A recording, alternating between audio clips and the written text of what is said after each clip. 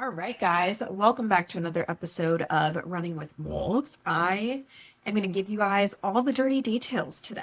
And I'm excited because this is not really like a super big catch-up episode, but it is something that has pretty dramatically changed in my business. And that is that I did the math. And as of last year, I think about 90% of my sales came from me showing up live. So that either came from my stories or me going live like on Instagram or me doing Ask Me Anythings or things like that. And now this year, flash forward, after all of the changes that I have made to my product suite, my team, my marketing strategy, things like that, 90% of my sales have now come from me not showing up live. And it comes from my pre-created content, whether that is on TikTok or my feed on Instagram. It's all pre-created. And I know obviously in another episode, I kind of caught you guys up on all of the crazy travel that I have been doing and how different my life has been this year versus other years prior, just simply because I've just been doing a lot more. But it's made like such a dramatic difference in also how my business feels. Because not only have I created way more sales, but it's in a far more simplified way because of my new product suite. And then on top of that, the way I'm creating those sales feels so much more aligned, you guys. So much more aligned. It's so nice to literally just like put out content and have the leads come in from that. And there's nothing better than it. So I kind of wanted to walk you through what that has looked like for me and the strategy that I've used to make that happen. Because I have this memory of like being in Cabo with Joey, my boyfriend, and sitting next to the pool and just being like, oh, I need to go back to the room. I need to go like film my TikToks and do my things and blah, blah, blah. And yeah, like I would post occasionally on my stories, even like last month when we traveled, we went to Tulum. And I think that I maybe posted like a couple of times on my stories, but I posted my pre-created content and I had all of those sales still coming in. And that is really truly the difference between like marketing that actually creates movement for you and having to show up live consistently in order to create those results. And honestly, I've had like the worst anxiety as a business owner. And I think a lot of it stemmed from like constantly needing to show up in order to create sales. It's like, oh my God, okay, I have to be on because I pay for my team, I pay for my contractors, I pay for myself, I pay for my house, I pay for all the things, right? And so if I don't show up, I won't be able to do those things and I will let other people down. And to be able to now create those sales and create those results from marketing, again, that I just recreate is fantastic. So we're going to talk about the strategy that I used to make that happen. But before we talk about that, I want to kind of talk about the realization that I had that there was like clearly something missing in my pre-created content. And I think it was like kind of right around the time when I started to do my own content again. I made that decision at the very beginning of this year that I was going to go back to writing all of my own content. Not because we had created good sales before, but I actually missed writing. I went back to working with all of my own clients again, and I didn't have, any team members who I was working with, or who were working with my clients. It was all internally. And then I went back to doing all of my own content. And I had this realization that the only times that I would get leads and sales was when I would show up on my stories. I'm like, okay, I tell my clients constantly, if the only time people will buy is when you have sales conversations with them. Oftentimes what that means is that there are things happening in that sales conversation that are not happening in your marketing. So I'm like, okay, if we take that same theory and apply it here, there's probably something that's happening in my stories that isn't happening in my feed content, in my TikToks, for example, in my pre-created content, right? In my emails, so on and so forth. So I kind of took a step back and I looked at my marketing through like my marketing expert eyes, right?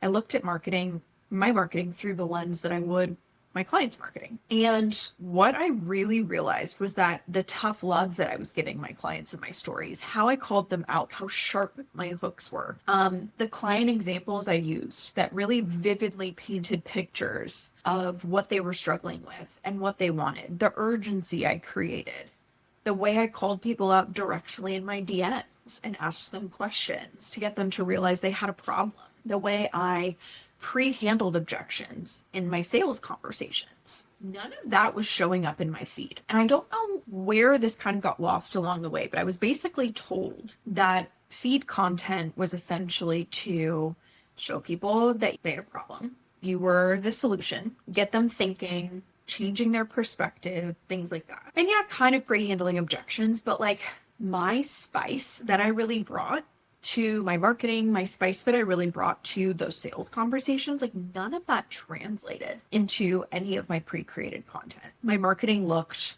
polished, it looked consistent, it looked professional, but it wasn't selling.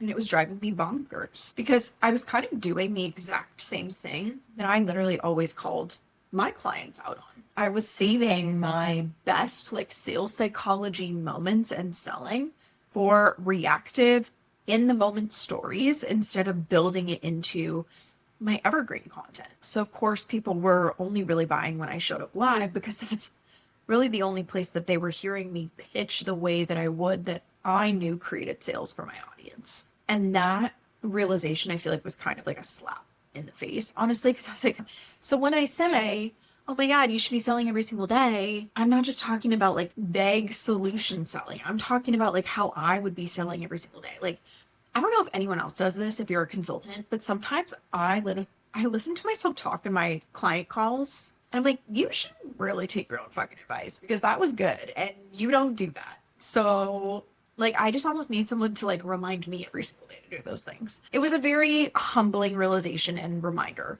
to say the least. So let's kind of talk about like what I changed and how I rebuilt my marketing. And honestly, like this year was a really good time to do that because I kind of had burned out the rest of my business. Oops. I burned down a lot of my business, my product suite, and I really rebuilt it anyways. This year. So I was like, you know what, fuck it. Let's just do this with my marketing anyway, right? And I kind of came out swinging. And honestly, in the last couple of months, I have felt my spice come back and I have felt my creativity come back.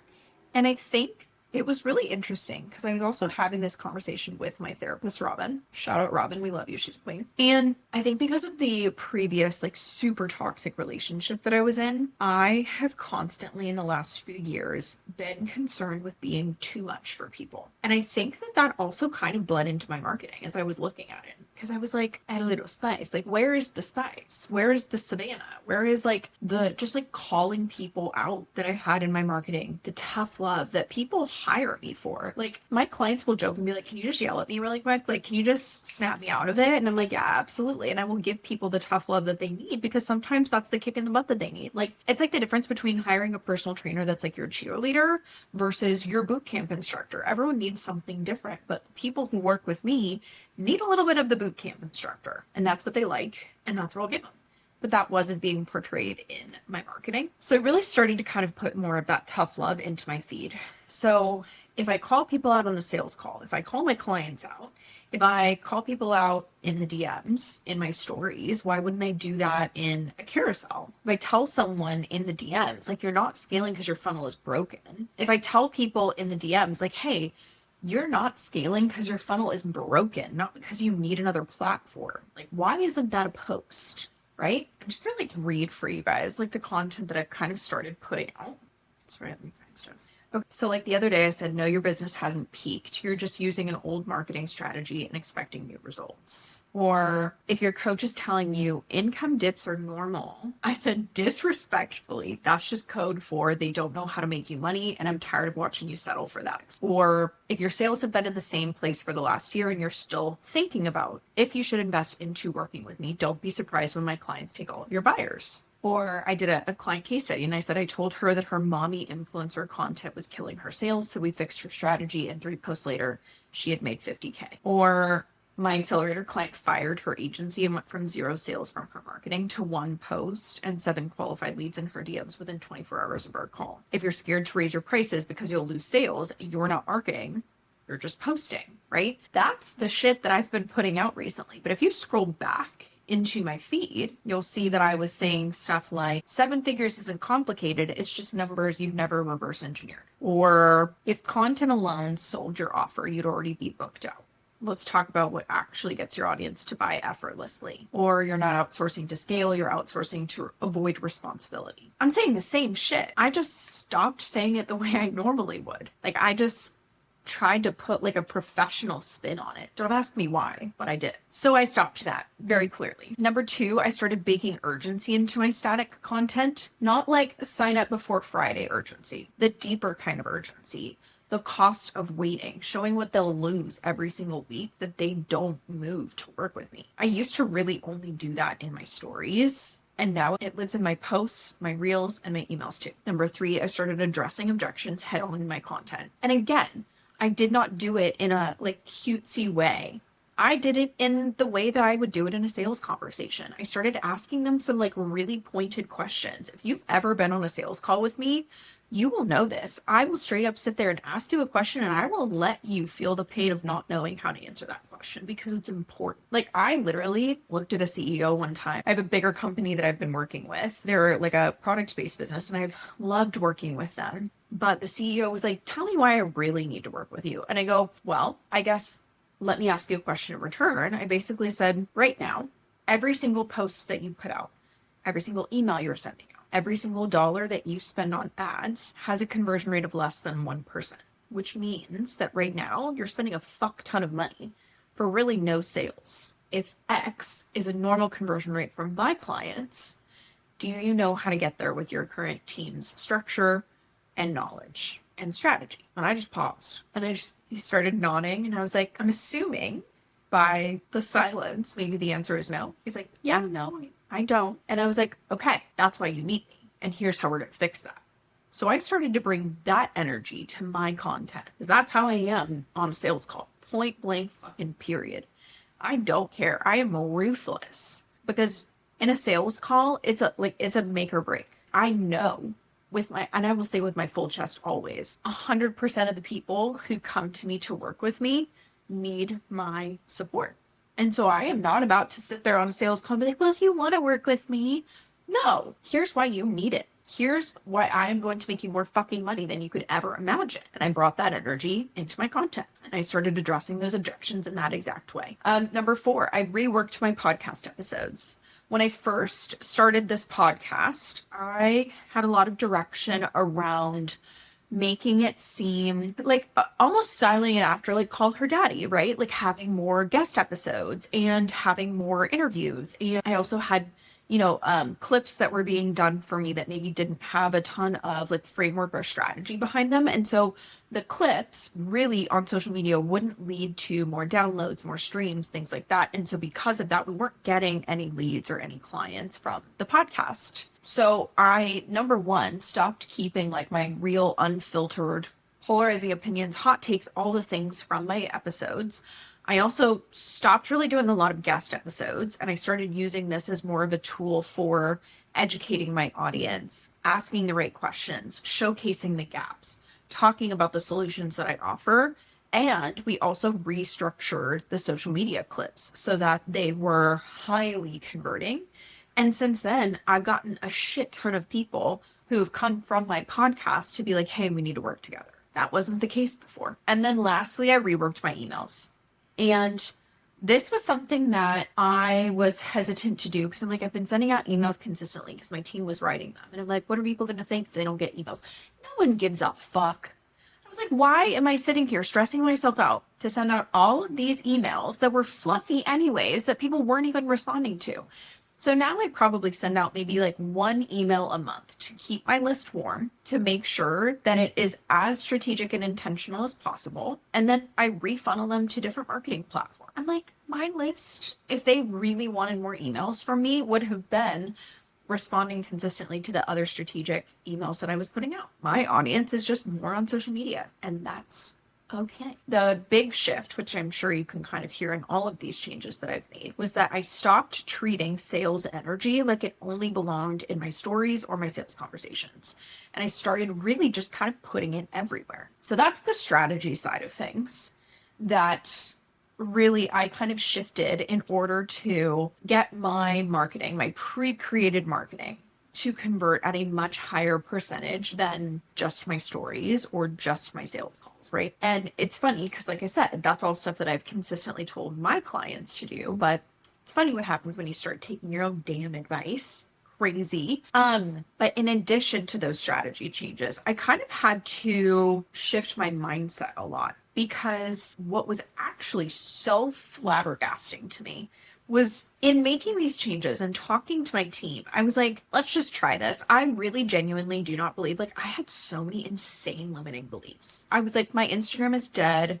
I need to make sure I'm using TikTok to breathe new life into it, blah, blah, blah. And then I went out and I learned a bunch of different fucking strategies. And now a lot more, it's interesting. My leads and my sales have kind of flip-flopped. They used to all come from TikTok, and now majority of them are coming from Instagram because my Instagram was just popping the fuck off. But I had this limiting belief that like I had to show up live in order to create sales for my business every single day. I had this belief that TikTok was the only thing that would help grow my Instagram, or that my content wouldn't get a ton of engagement. It just created sales, or that I had to grind for those sales, or that I had to show up live. And that belief really kept me stuck until I almost like proved myself wrong, because all of my effort went into stories and I was blind to the fact that I could genuinely create that same energy, urgency, trust, and objection handling into my pre-created content because I thought I was already doing that, but I wasn't. I was literally complaining I wanted passive sales and then like straight up ignoring thing that would create them. And I know so many of us are really like in the same spot of like, if I just show up more, I'll create more sales. But I want you to know that like, that is not a badge of honor. You don't have to be like, oh my God, I created content for 2 hours today. No one is going to stand up and applaud for you around that. Like, great. I'm so glad you put that much work into it. I'm glad it's creating sales for you. But I just spent 20 minutes on my content and I created the same results that you did.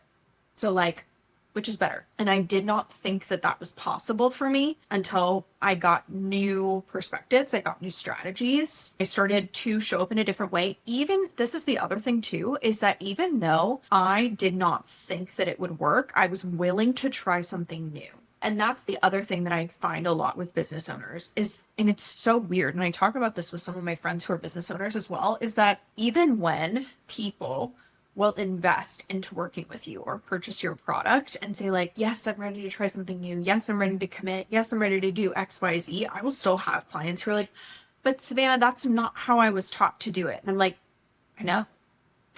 That's why it's going to get different results for you, because right now you're stagnant or your sales aren't doing well or X, Y, Z. As a business owner, you cannot be stuck in your ways. You cannot.